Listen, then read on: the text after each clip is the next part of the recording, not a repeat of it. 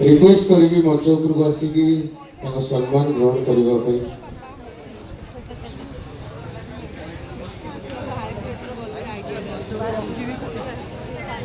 गोटे जोरदार करताली जो समस्त हाथरू उत्तम भाई को बहुत बहुत धन्यवाद।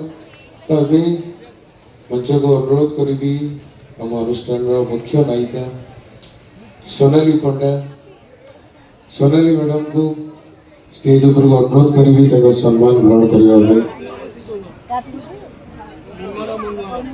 गोटे जोरदार करताली जाओ समस्त हाथरू बहुत बहुत धन्यवाद।